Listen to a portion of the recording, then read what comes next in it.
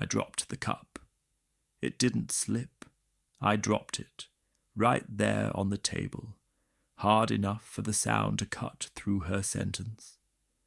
So how are you really managing these days? Silence, not the soft kind, the kind that makes people uncomfortable, the kind that forces them to look at themselves. Mama Sad froze.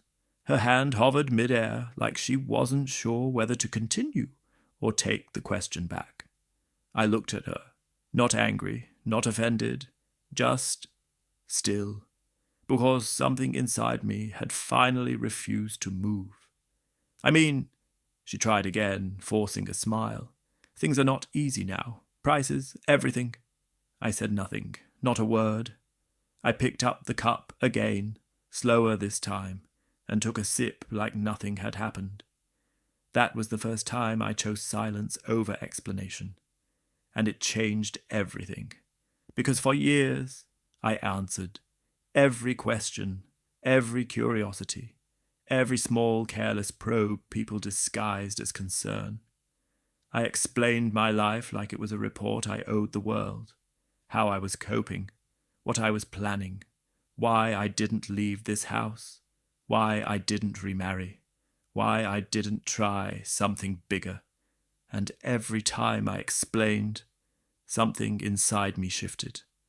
Not in a way anyone could see, but I felt it, a quiet exhaustion, a weight that didn't come from living, but from explaining the living. It didn't happen all at once. It built slowly, like water leaking through a roof you forgot to fix, drop by drop by drop, until one evening I sat alone in this same chair, and I realized something was wrong. Nothing had happened that day. No bad news, no arguments, no loss. But I felt restless, uneasy, like I had been pulled in too many directions at once. And then it hit me. It wasn't my life that was heavy. It was the constant need to justify it. That night, I didn't sleep. I sat here, in the dark, thinking, replaying conversations, questions, my answers. And the more I thought about it, the clearer it became. People weren't asking to understand me. They were asking to place me, to measure me, to fit me into something that made sense to them. And I had been helping them do it, willingly. That was my mistake. So I made a decision, not dramatic, not loud, but final.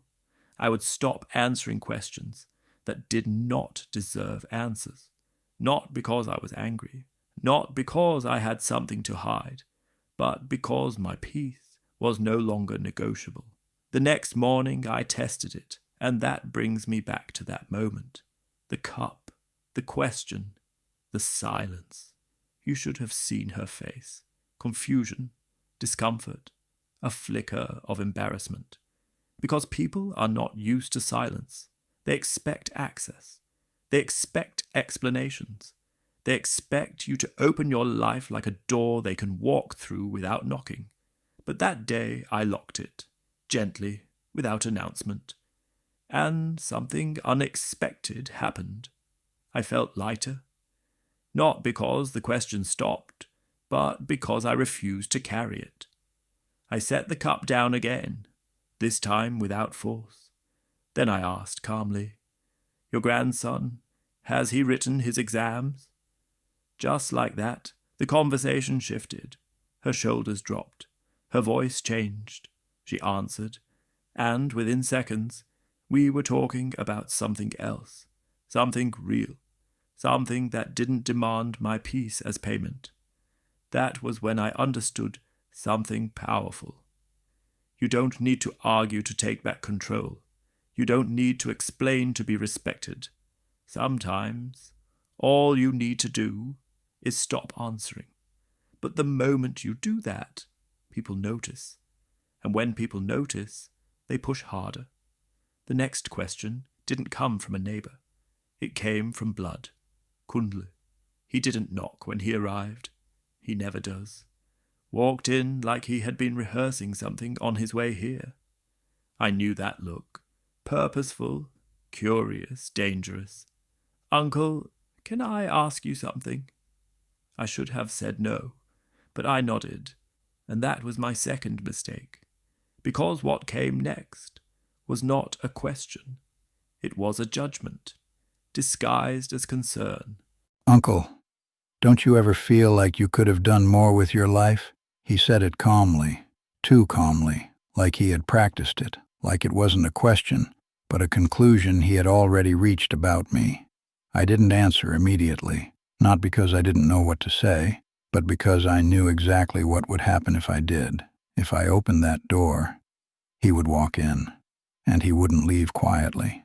I leaned back slowly. More? I repeated. He nodded quickly, leaning forward now. Yes, like bigger things. You're smart, you always have been.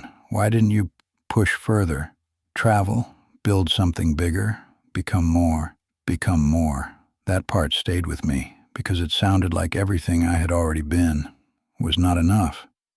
And for a moment, just a moment, I felt it. That old pull, that old need to defend my life, to explain, to list everything he didn't see, the sacrifices, the nights, the choices that didn't look impressive, but were necessary. I almost told him about the years at the railway office, about how I turned down promotions because they would have taken me away from home too often, about Aduni, how we built something small, but stable, how I chose presence over ambition, because someone had to. I almost told him everything, but then I remembered something. People don't ask about your life to understand it. They ask to measure it. And I was done being measured. I lived the life that stayed, I said. He blinked, confused, like I had answered a different question. What does that mean? He asked. It means, I said calmly, I chose what remained, not what impressed. He frowned. That wasn't the answer he wanted. So he pushed again. But don't you regret it? Even a little? There it was, the trap tightening. Regret. People love that word, because it makes them feel safer about their own choices. If you regret your life, it means they're doing something right. If you don't, it unsettles them. This time I didn't hesitate. No, just one word. No explanation, no story, no apology, just no. The room went quiet, heavy, uncomfortable, but I didn't rush to fix it, because I was learning something new.